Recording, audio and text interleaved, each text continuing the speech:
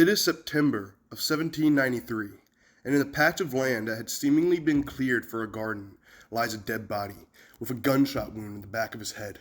It had been years since this man participated in a mutiny that changed his life, and now it had come back to haunt him.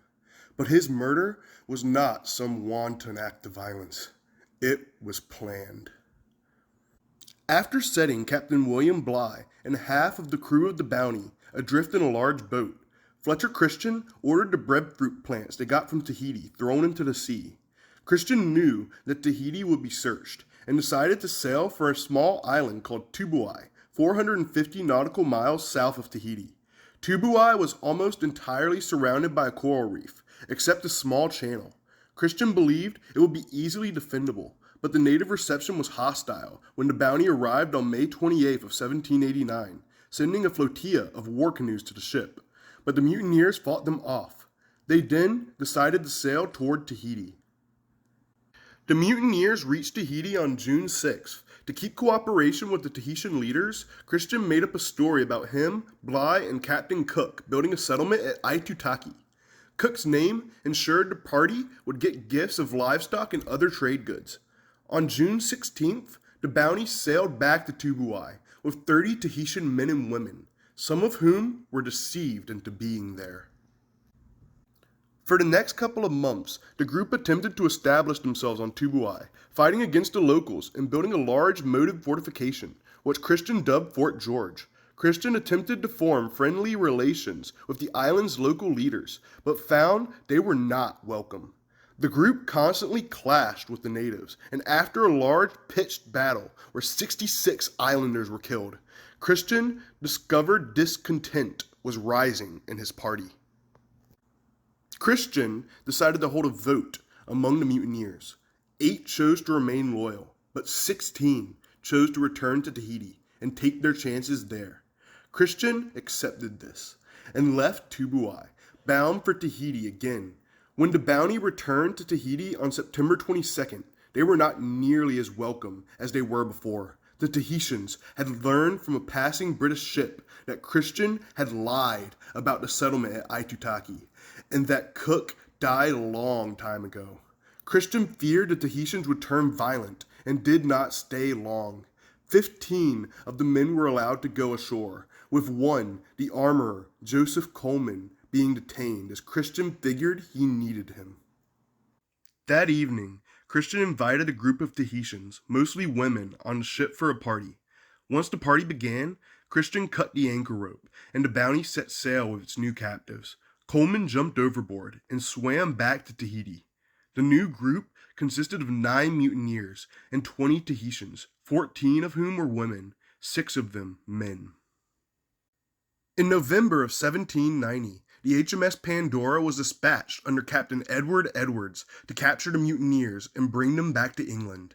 The ship reached Tahiti on March 23rd of 1791 to find that 16 remained behind and established lives in Tahiti, with one of the men who had not participated in the mutiny even holding services on Sunday.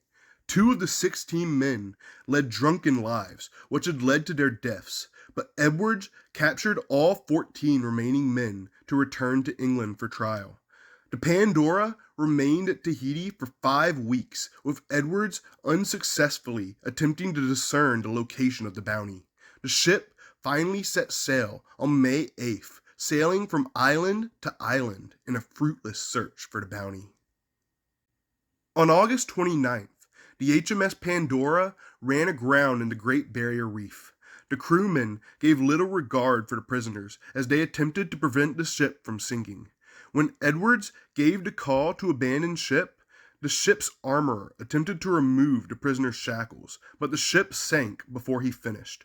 4 mutineers, along with 31 of the Pandora's crew, drowned. The prisoners were kept bound until they reached Kupang on September 17th.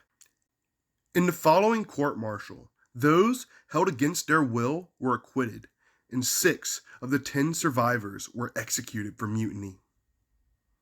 After leaving Tahiti in September of 1789, Christian sailed west searching for safe haven. Then he got the idea of settling on an island known as Pitcairn Island, far to the east of Tahiti. Despite being reported in 1767, the island's approximate location had never been identified. Christian found the island on January 15th, 1790, 188 nautical miles from its recorded location. He decided to settle there. Upon arriving on the island, the ship was unloaded and stripped for parts. It was set on fire on January 23rd. The island was idealistic, with plentiful food, water, and arable land. Christian settled down with Isabella, and the two had a son named Thursday Christian, along with many other children being born on the island. And the mutineers and Tahitians coexisted peacefully for a time. However, Christian's leadership diminished gradually also over time. Tensions between the mutineers and Tahitians rose until they reached a boiling point. In September of 1793, violence broke out, with the Tahitian men arming themselves and killing 5 of the mutineers, including Christian, by shooting him in the back of his head while he was preparing a plot of land for a garden. The 6 Tahitian men were killed, either via infighting or by the widows of the mutineers collaborating with the survivors, by 1794. 2 of the 4 surviving mutineers, Edward Young and John Adams, assumed leadership and kept an uneasy calm until one of the 4, William McCoy, game-ended himself in 1798. A year later, mutineer Matthew Quintal threatened he would kill the other 2, which the other 2 responded to by killing him. Young succumbed to asthma in 1800, leaving Adams as the last surviving mutineer, taking responsibility for raising the 19 children and taking care of the 9 remaining women. Adams used the Bounty's Bible to teach literacy and Christianity and kept peace on the island. In 1808, American sealer Topaz chanced upon Pitcairn, finding a thriving community. Adams gave the Topaz's captain the Bounty's compass and chronometer. News of the discovery did not reach Britain until 1810, during the Napoleonic Wars. In 1814, 2 British warships, the HMS Britain and the HMS Tagus, found Pitcairn. They were greeted by Thursday Christian and George Young, Edward Young's son. The sailors found a population of 46, led by Adams. The Admiralty decided to take no action, leaving Adams at peace. In the following years, many ships stopped in Adamstown to hear Adams' various stories about the Bounty and the settlement of Pitcairn. John Adams died in 1829 and was honored by the British as the founder and father of the settlement of Pitcairn Island. The Bounty's remains were found in 1957 by explorer Lewis Martin. Today, artifacts from the Bounty are in museums around the world, but the ship herself remains at her new home, Pitcairn Island. Thanks for watching.